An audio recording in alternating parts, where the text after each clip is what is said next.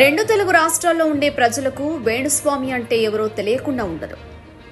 Social మీడియాని regular గా అనుసరించే ప్రతి ఒక్కరికి ఆయన సుపరిచితమే.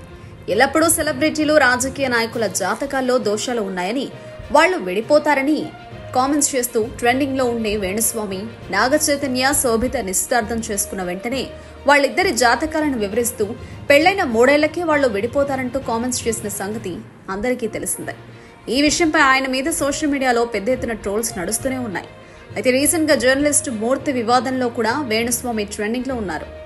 ఆ విషయాన్ని కాసేపు పక్కన పెడితే, నాగచైతన్య, శోభిత విడిపోతారంటూ వేణుస్వామి చేసిన కామెంట్స్ పై తెలుగు సినిమా ఇండస్ట్రీ తరపున తెలుగు ఫిల్మ్ జర్నలిస్ట్ కౌన్సిల్ సభ్యులు మహిళా కమిషన్ కి వేణుస్వామిపై చర్యలు తీసుకోవాల్సిందిగా కోరారు. ఈ సందర్భంగా మహిళా కమిషన్ వేణుస్వామికి హైకోర్టు ద్వారా నోటీసులు జారీ చేసింది.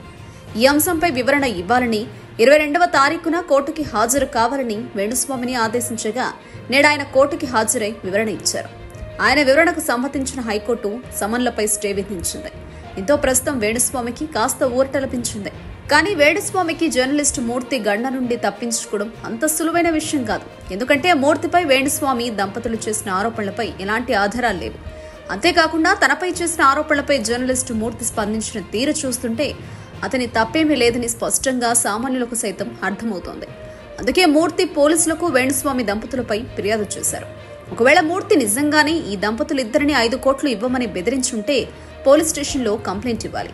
కానీ వీళ్ళిద్దరూ ఆ పని చేయలేదు. కేవలం జర్నలిస్టు మూర్తిపై బట్టకాల్చి ముఖం మీద వేసినట్టు ఒక ఆరోపణ వేసి వీడియో వదిలారు. ఆ తర్వాత మూర్తి రియాక్షన్ పైన వేణుస్వామి దంపతులు ఇప్పటివరకు ఎలాంటి కౌంటర్ కూడా ఇవ్వలేకపోయారు. ఏ విధంగా చూసినా మూర్తిపై వీళ్లు ఉద్దేశపూర్వకంగానే ఆరోపణలు చేసినట్టు స్పష్టమవుతోంది.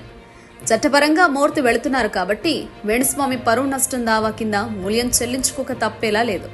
సోషల్ మీడియాలో నెటిజన్స్ కూడా వేణుస్వామిపై సానుభూతి చూపించడం లేదు. అయితే వేణుస్వామిపై హైకోర్టుకు ఎక్కిన జర్నలిస్టులకు మాత్రం ఇది షాకింగ్ పరిణామం. వేణుస్వామికి హైకోర్టులో ఊరట కలగడంతో వారు మరో పందాలో పోరాడాలని నిర్ణయించుకున్నారు. మరి రాబోయే రోజుల్లో ఈ వ్యవహారం ఇంకెన్ని మలుపులు తీసుకుంటుందో చూడాలి.